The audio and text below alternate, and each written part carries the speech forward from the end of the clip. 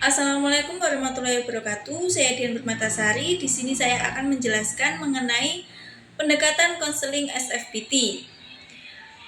Saya akan menjelaskan terkait biografi tokoh penemunya, kemudian pribadi yang sehat dan pribadi yang bermasalah, tujuan konseling, peran konselor dan peran konselinya, serta teknik yang digunakan dalam pendekatan SFPT ini.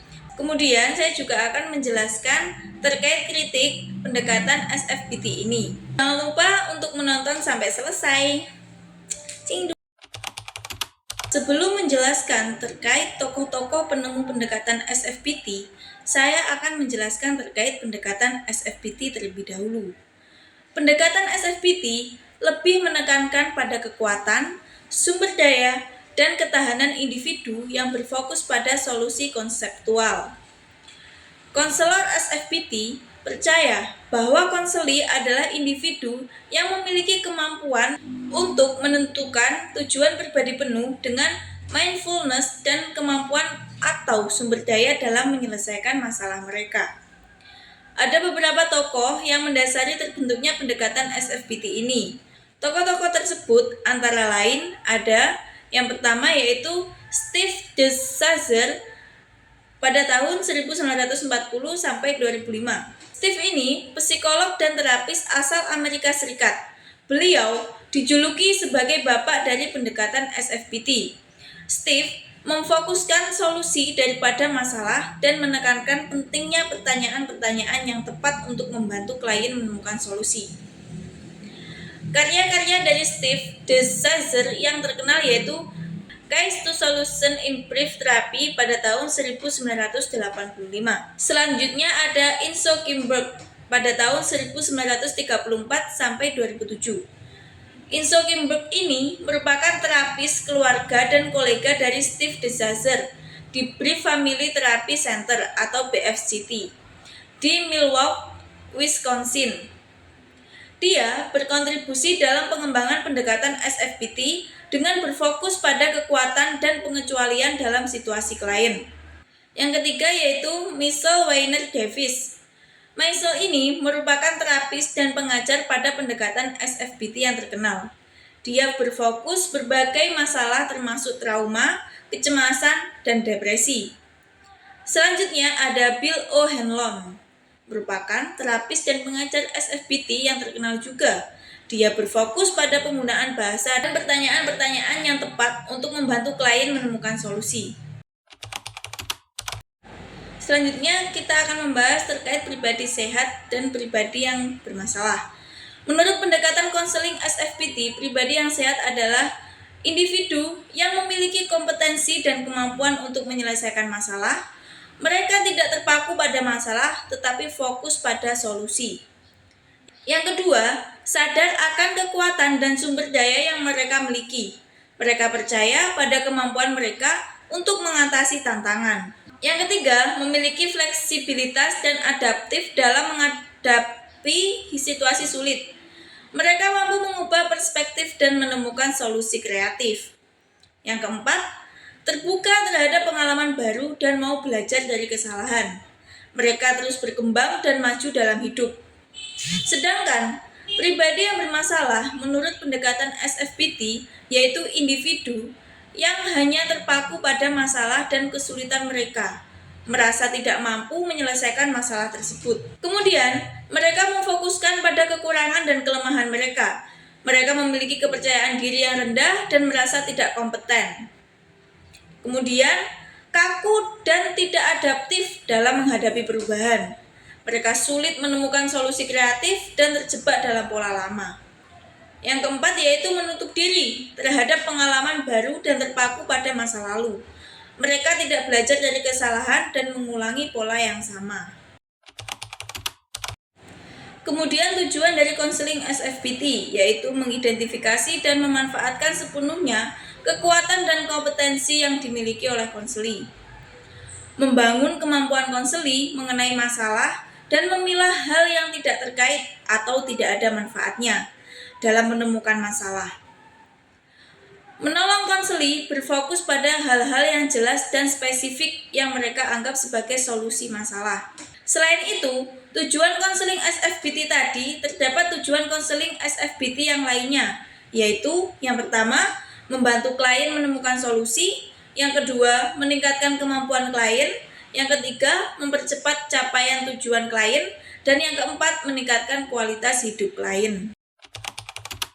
Peran konselor dalam pendekatan SFBT yang pertama yaitu sebagai fasilitator. Perubahan konselor berperan sebagai fasilitator perubahan yang membantu klien dalam mengidentifikasi tujuan perubahan yang jelas dan spesifik. Yang kedua, pembangun hubungan terapeutik. Konselor yang membangun hubungan terapeutik yang kuat dengan klien, mereka dapat menciptakan lingkungan yang aman, mendukung, dan tanpa penilaian agar klien merasa nyaman, dipahami, dan dihargai. Yang ketiga, menyediakan ruang refleksi. Konselor memberikan ruang bagi klien untuk merenung tentang pengalaman, harapan, dan tujuan mereka. Mereka menggunakan pertanyaan reflektif dan mendalam untuk membantu klien menjelajahi pemikiran dan emosi mereka yang mendasari suatu masalah. Konselor juga membantu klien melihat kualitas positif, sumber daya, dan kekuatan yang dimiliki oleh klien dalam menghadapi suatu tantangan. Yang keempat yaitu menyusun tujuan dan strategi. Konselor membantu klien dalam merumuskan tujuan perubahan yang spesifik, terukur, dan relevan.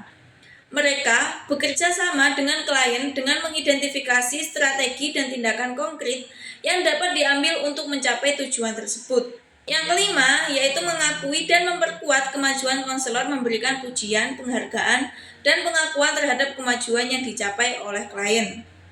Mereka mengakui upaya klien dan menguatkan keyakinan klien dalam kemampuan mereka untuk mengatasi suatu masalah. Yang selanjutnya yaitu menghadapi pendekatan sesuai kebutuhan klien. Konselor SFBT memiliki fleksibilitas dalam menghadapi pendekatan mereka sesuai dengan kebutuhan dan preferensi klien. Peran konseli yang pertama yaitu menjadi ahli dalam pengalaman pribadi. Konseli adalah ahli dalam pengalaman pribadinya sendiri. Konseli memiliki pemahaman yang mendalam tentang masalah yang dihadapi, keinginan dan harapan, serta sumber daya dan kekuatan yang dimiliki. Dalam konseling SFBT, konseli diminta untuk berbagi pemikiran, emosi, dan pengalaman dengan konselor agar dapat bekerja sama secara kolaboratif dalam mencapai perubahan yang diinginkan. Yang kedua, mengidentifikasi tujuan perubahan. Salah satu peran penting sebagai konseli dalam SFBT adalah mengidentifikasi tujuan perubahan yang jelas dan spesifik.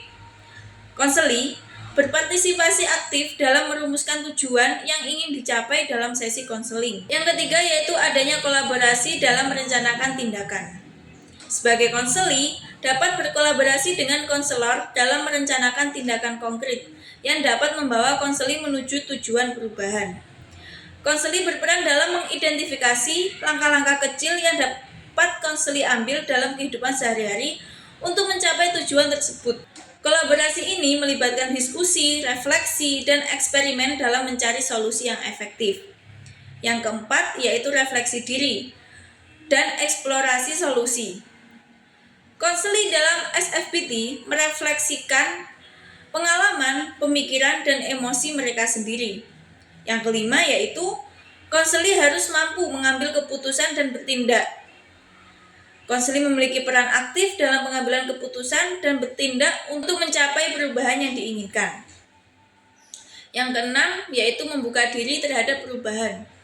Merupakan salah satu peran penting sebagai konseli dalam SFBT, yaitu membuka diri terhadap perubahan. Ini berarti bersedia untuk melihat masalah dari perspektif yang baru, mencoba pendekatan dan solusi yang berbeda, dan mengadopsi sikap eksperimen dalam mencari solusi yang efektif. Hubungan terapeutik yang baik antara konselor dan klien memberikan landasan yang kuat untuk kolaborasi dan perubahan yang efektif. Berikut adalah beberapa aspek hubungan terapeutik dalam konseling pendekatan SFBT. Yang pertama yaitu keterlibatan positif dan empati. Konselor SFBT menunjukkan keterlibatan positif dan empati terhadap klien.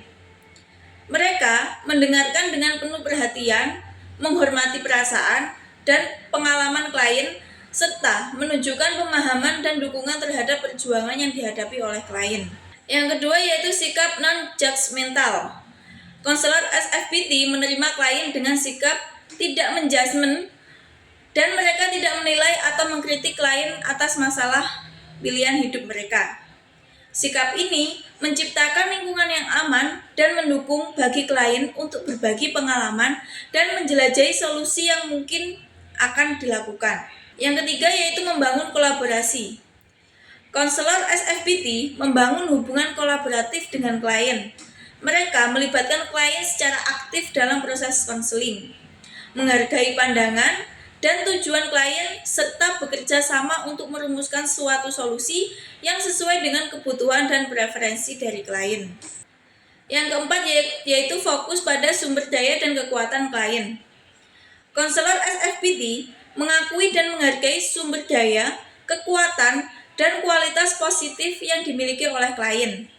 Mereka membantu klien mengidentifikasi dan memanfaatkan sumber daya ini untuk mengatasi masalah dan mencapai tujuan perubahan yang diinginkan. Yang kelima yaitu pujian dan penghargaan.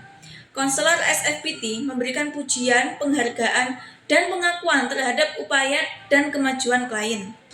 Hal ini membantu memperkuat kepercayaan diri dan motivasi klien, serta menguatkan keyakinan mereka dalam kemampuan untuk mengatasi masalah.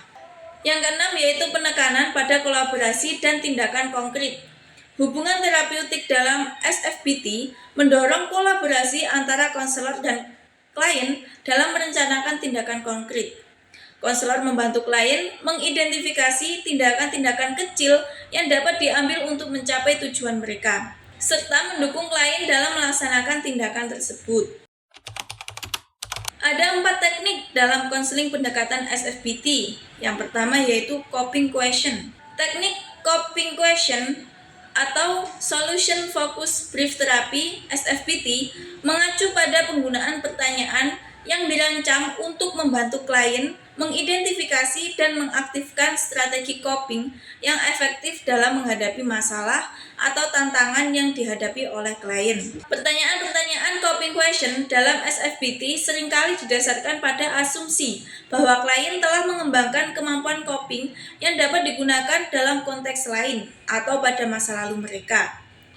Konselor menggunakan pertanyaan ini untuk membantu klien mengakses pengetahuan dan pengalaman mereka yang dapat diterapkan pada situasi saat ini.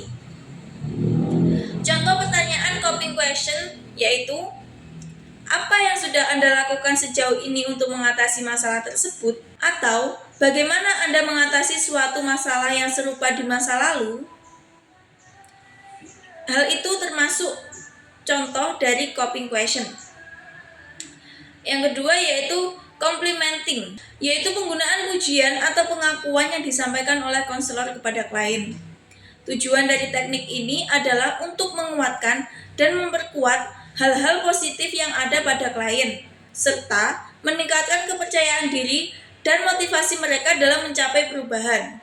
Manfaat dari teknik complimenting yaitu meningkatkan motivasi, menguatkan hubungan konselor dan klien, membantu pergeseran fokus, dan meningkatkan kepercayaan diri. Selanjutnya yaitu forming a collaborative relationship. Mengacu pada pendekatan kolaboratif antara konselor dan klien dalam proses konseling, tujuan dari teknik ini adalah untuk membentuk hubungan yang saling menguntungkan, di mana konselor dan klien bekerja sama untuk mencapai tujuan perubahan yang diinginkan oleh klien. Kritik dari pendekatan SFPT yang pertama yaitu kurang mendalam. Kritik yang sering diajukan terhadap SFPT adalah pendekatannya yang cenderung lebih ke permukaan dan kurang mendalam. Pendekatan ini fokus pada pencarian solusi dan perubahan yang cepat, tetapi mungkin tidak menyentuh akar permasalahan yang mendasari masalah klien secara mendalam. Beberapa orang berpendapat bahwa pendekatan ini tidak memberikan ruang yang cukup bagi klien untuk menjelajahi aspek emosional dan psikologis yang mendasari masalah mereka. Yang kedua, yaitu kurang memperhatikan konteks sosial. SFPT cenderung fokus pada individu dan solusi yang dapat diterapkan secara pribadi. Kritik yang muncul adalah bahwa pendekatan ini kurang memperhatikan faktor sosial dan konteks yang mungkin mempengaruhi masalah dan solusi. Beberapa masalah klien mungkin berkaitan dengan isu-isu sosial, budaya, atau sistematik yang tidak sepenuhnya dapat diatasi dengan pendekatan individualistik.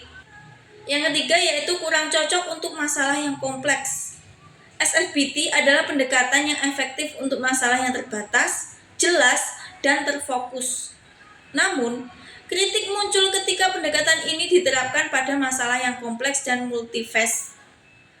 Beberapa masalah psikologis atau kehidupan yang kompleks mungkin memerlukan pendekatan yang lebih mendalam. Saya akan menyampaikan kesimpulan dari materi yang telah saya sampaikan, yaitu pendekatan Solution Focus Brief Therapy atau yang sering disebut sebagai SFBT menekankan pada kekuatan, sumber daya, dan ketahanan individu dalam menyelesaikan masalah.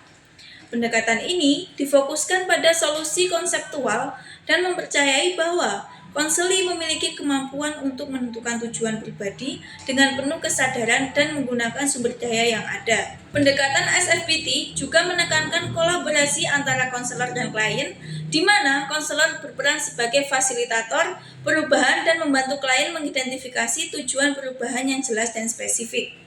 Meskipun SFBT mendapat kritik karena cenderung kurang mendalam dan kurang memperhatikan konteks sosial, pendekatan ini tetap menjadi pilihan yang efektif dalam membantu klien menemukan solusi, meningkatkan kemampuan, mempercepat pencapaian tujuan, dan meningkatkan kualitas hidup klien. Demikian yang dapat saya sampaikan, semoga materi yang saya sampaikan ini dapat bermanfaat, dan saya akhiri, wassalamualaikum warahmatullahi wabarakatuh.